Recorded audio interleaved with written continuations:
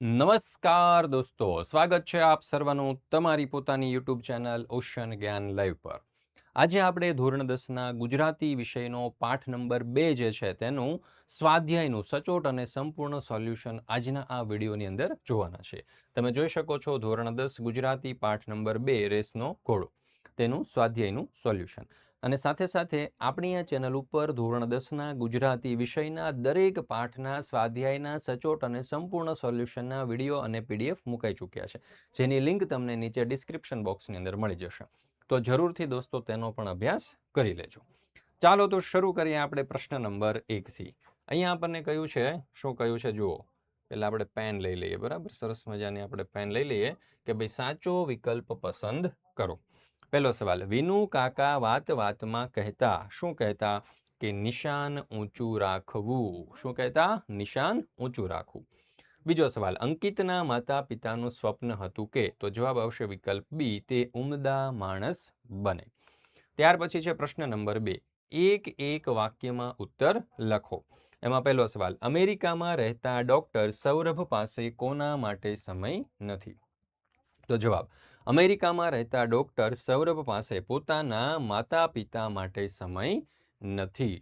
બીજો સવાલ, અંકિતને પરીક્ષામાં ઉત્તીર્ણ થવાની ખુશીમાં કયા પુસ્તકો ભેટમાં મળ્યા હતા? તો જવાબ આવશે કે અંકિતને પરીક્ષામાં ઉત્તીર્ણ થવાની ખુશીમાં રામાયણ મહાભારતની બાળકથાઓના પુસ્તકો ભેટમાં મળ્યા હતા. ચાલો, ત્યાર પછી વિદ્યાર્થી મિત્રો તમારા માટે ખાસ મહત્વની સૂચના શિક્ષક મિત્રો માટે કે ભાઈ, જો તમે સ્માર્ટ બોર્ડ યુઝ કરો છો અને પીપીટી બનાવવાનો સમય નથી, તો ઓશન જ્ઞાન લાઈવ તમારા માટે રેડી ટુ યુઝ પીપીટી લઈને આવ્યું છે. આ પીપીટીનો ઉપયોગ કરીને તમે વિદ્યાર્થીઓને આકર્ષક રીતે સમજાવી શકશો અને વિદ્યાર્થીઓ ખૂબ જ સારી રીતે સમજી પણ જશે.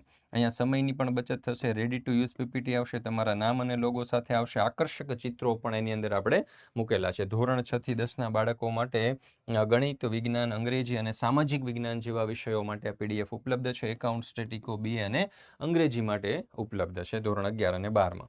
વધારે માહિતી માટે અહીંયા તમને નંબર આપેલો છે. આ નંબર ઉપર તમે કોન્ટેક્ટ કરી અને સંપર્ક કરી શકો છો. ચાલો, ત્યાર પછી છે પ્રશ્ન નંબર 3. નીચેના પ્રશ્નોના 2-3 વાક્યમાં ઉત્તર લખો. પહેલો સવાલ, બેટા ચાલ બહુ મોડું થઈ ગયું. વિનુ કાકાના આ વાક્યનો ગૂઢાર્થ સમજાવો.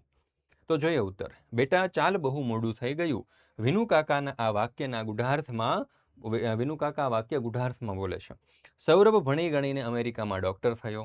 ભૌતિક સમૃદ્ધિ તેમણે મેળવી, પણ માતા પિતા માટે સમય ફાળવવા જેટલી આંતરિક સમૃદ્ધિ નથી. સૌરભને ઉમદા માણસ બનાવવામાં અને સંસ્કાર આપવામાં મોડું થઈ ગયું, તેથી ઊંડા દુઃખ સાથે તેમણે આમ કહ્યું. ત્યાર પછી બીજો સવાલ, હવે અમેરિકા ક્યારે જશો? પ્રશ્નના ઉત્તરમાં વિનુ કાકાની પ્રતિક્રિયા તમારા શબ્દોમાં વર્ણવો. તો જોઈએ ઉત્તર. હવે અમેરિકા ક્યારે જશો એવા નીના બહેનના પ્રશ્નના ઉત્તરમાં વિનુ કાકા માથું ધૂણાવી ચૂપ રહ્યા. એમની આંખને ખૂણે બાજેલું નાનું આંસુ આથમતા સૂરજના કિરણમાં ચમકી ઉઠ્યું. હવે એમના પુત્ર સૌરભને એમના માટે સમય ન હતો.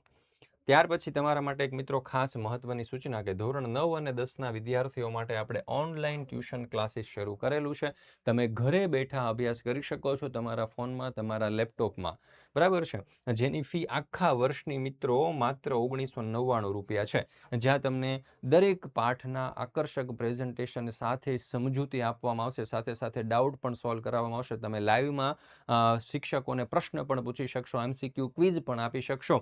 સાથે સાથે આઈએમપી બેચ જે હોય છે ને એ પણ તમને ફ્રી આપવામાં આવશે બ્રહ્માસ્ત્ર બેચની સાથે, અને પેપર સોલ્યુશન બેચ પણ ફ્રી આપવામાં આવે છે. એની પ્રાઇસ લગભગ 800 રૂપિયા જેટલી હોય છે દોસ્તો. તો ચોક્કસથી બ્રહ્માસ્ત્ર બેચમાં જોઈન્ટ થવાનું ભૂલશો નહીં. વધારે માહિતી માટે દોસ્તો તમને નંબર જે છે હું અહીંયા લખી આપું છું મોટા અક્ષરે. ખાસ અત્યારે જ સંપર્ક કરી લેજો. 70 46 22 22 54 આ નંબર ઉપર દોસ્તો કોન્ટેક્ટ કરી સંપર્ક કરી અને બ્રહ્માસ્ત્ર બેચ વિશે માહિતી મેળવી લેજો. ખૂબ જ ઉપયોગી થશે. પરીક્ષાની પણ અહીંયા તૈયારી આપણે ખૂબ જ વ્યવસ્થિત અને સારી રીતે કરાવી દઈશું. તો હવે રાહ ન જોવાય દોસ્તો, કરો કંકુના અને જોડાઈ જાઓ આપણી આ બ્રહ્માસ્ત્ર બેચની અંદર, જ્યાં તમને ગણિત, વિજ્ઞાન, અંગ્રેજી અને સામાજિક વિજ્ઞાન જેવા અઘરા વિષયોને ખૂબ જ સરળ ભાષાની અંદર આકર્ષક રીતે તમને સમજાવવામાં આવશે. અને બીજા પણ ઘણા બધા ફીચર છે. તો અત્યારે જ ફોન કરી અને માહિતી મેળવી અને જોઈન્ટ થવાનું ભૂલશો નહીં. ચાલો, ત્યાર પછી છે પ્રશ્ન નંબર 4. 7-8 લીટીમાં ઉત્તર આપો. એમાં પહેલો સવાલ, રેસનો ઘોડો વાર્તાને આધારે બાળકના ઘડતરમાં અડચણરૂપ બનતા પરિબળોની ચર્ચા કરો. તો જોઈએ ઉત્તર. રેસનો ઘોડો વાર્તામાં સંજય નીનાબહેનના પુત્ર અંકિત તેમજ વિનુ કાકા મંજુ કાકીના પુત્ર સૌરવના શિક્ષણ ઘડતરની વાત લેખકે સરસ કથા ગૂંથણી દ્વારા સ્ફુટ કરી આપી છે. વિનુ કાકા પોતાના પુત્ર સૌરવની સાથે અંકિતને પણ રેસના ઘોડાની જેમ શિક્ષણની સ્પર્ધાત્મક રેસમાં જોતરે છે. ચાલો ત્યાર પછી આગળ. તો ખુદ મંજુ કાકીને પણ અંદેશો છે કે એમના પતિની જે આક્રમકતા છે તે સૌરભના વ્યક્તિત્વને કુંઠિત કરી નાખશે. નીનાબહેન સફળપૂર્વક અંકિતને પોતાની તરફ લઈ અને એનું બાળપણ એને પાછું મળે એ માટે ઘટતું બધું જ કરે છે. આમ બે બાળકોના ઘડતર માટે લેખક બે અલગ અલગ પરિસ્થિતિનું નિર્માણ કર્યું છે. વિનુ કાકા સૌરભને રેસના ઘોડાની જેમ એના સ્વતંત્રતા અને બાળપણના ભોગ એ પોતાના વિચારો લાદી અને ડોક્ટર બનાવે છે અને સૌરવ પાસે પૈસા છે.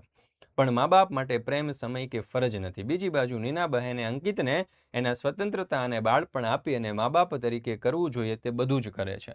તે સારો માણસ બને, પરિવાર સાથે રહે, પ્રેમ, સમય અને ફરજ બજાવીને કુટુંબ તેમજ સમાજને ઉપયોગી થાય છે. લેખકે વિનુભાઈના પાત્ર દ્વારા બાળકના ઘડતરમાં અડચણરૂપ બનતા પરિબળોનું નિરૂપણ નવલિકા સ્વરૂપે કર્યું છે. બીજો સવાલ. આખરે તો શિક્ષણનું ધ્યેય બાળક ઉમદા માણસ બને તે છે. આ વિધાન વિગતે સમજાવો. તો જોઈએ ઉત્તર. આખરે તો શિક્ષણનું ધ્યેય બાળક ઉમદા માણસ બને તે છે. આ વિધાન સાંપ્રત શિક્ષણની મર્યાદાને સ્ફુટ કરતી અંકિતના મમ્મી નીનાબહેનની વિધાયક દ્રષ્ટિ રજૂ કરે છે અને પોતાના પુત્ર અંકિતને ગુણ પ્રાપ્ત કરવાના શૈક્ષણિક ભારણથી ઉગાર્યો. એની આંતરિક શક્તિઓ સહજ રીતે ખીલે તે માટે સ્વતંત્રતા, પ્રેમ અને હૂંફ આપ્યા. સાથે રહી અને પોતે બાળ સહજ રમતો રમવાની છૂટ આપી. રામાયણ મહાભારતની બાળકથાઓ વંચાવી. કૌટુંબિક ભાવના તેમજ દેશપ્રેમ જેવા સંસ્કારોનું ચિંતન કર્યું. અંકિતને ટોકતા રહેવાનું, તેને ઉતારી પાડવાનું કે પોતાના વિચારોને વ્યક્ત કરવાનું સાધન ન બનાવ્યો. એને કુદરતી રીતે ખીલવવાનું વાતાવરણ તેમણે પૂરું પાડ્યું. વિનુ કાકા સૌરભને જે રીતે રેસના ઘોડાની જેમ ઉછેરતા એ રેસમાંથી પોતાના બાળકને ઉગાર્યો. નીનાબહેન માનતા હતા કે ભવિષ્યની શૈક્ષણિક કારકિર્દી માટે બાળકને જ નિર્ણય કરવા દેવું જોઈએ. બાળકના સંસ્કારી અને ઉમદા માણસ બને એ જ શિક્ષણનું ધ્યેય હોવું જોઈએ. નીનાબહેનનું એ સ્વપ્ન અંકિતે પુરવાર કર્યું. ત્યાર પછી ત્રીજો સવાલ આપણે જોઈએ કે ભાઈ રેસનો ઘોડો શીર્ષકની યથાર્થતા ચર્ચો. તો રેસનો ઘોડો શીર્ષક સમગ્ર વાર્તાના કથાવસ્તુના હાર્દને યથાર્થ રજૂ કરે છે. વિનુ કાકાએ વાર્તાનું મહત્વનું પાત્ર છે. પોતાના સંતાનોને પરીક્ષાલક્ષી સ્પર્ધાત્મક હોડમાં રેસના ઘોડાની જેમ જોતરીને પોતાના વિચારો એમના ઉપર લાદી દેનાર માતા પિતાનું વિનુ કાકા પ્રતિનિધિત્વ કરે છે. સૌરભ અહીં રેસનો ઘોડો છે. વિનુ કાકા મરજી પ્રમાણે એને દોડાવે છે. મોટી ડિગ્રી મેળવે, ચંદ્રકો જીતે, અખબારમાં એમનું નામ આવે, ફોટો છપાય એવું વિનુ કાકા ઈચ્છે છે. એમાં સૌરભ ઊણો ઉતરે કે ઓછા માર્ક આવે તો વિનુ કાકા એને ટોકતા કે ઉતારી પાડતા. એમાં તેમની મહેનત સફળ થઈ. ઘોડાની જેમ પ્રથમ આવ્યો, અમેરિકામાં ડોક્ટર થયો અને ત્યાંની મોટી હોસ્પિટલમાં કામે લાગી ગયો. એની નામના વધી, વિશાળ બંગલો, કાર જેવી અનેક ભૌતિક સંપત્તિઓ મેળવી. પરંતુ જીવન જીવવા માટે જરૂરી સંવેદના ગુમાવી. મા બાપ સાથે વાત કરવાનો, એમને સમજવાનો કે સહારો થવાનો એમની પાસે સમય ન હતો. આમ સૌરભ શિક્ષણ ક્ષેત્રે રેસનો ઘોડો જીતી ગયો, પણ સંસ્કાર ક્ષેત્રે તે હારી ગયો. આ દ્રષ્ટિએ રેસનો ઘોડો શીર્ષક યથાર્થ છે.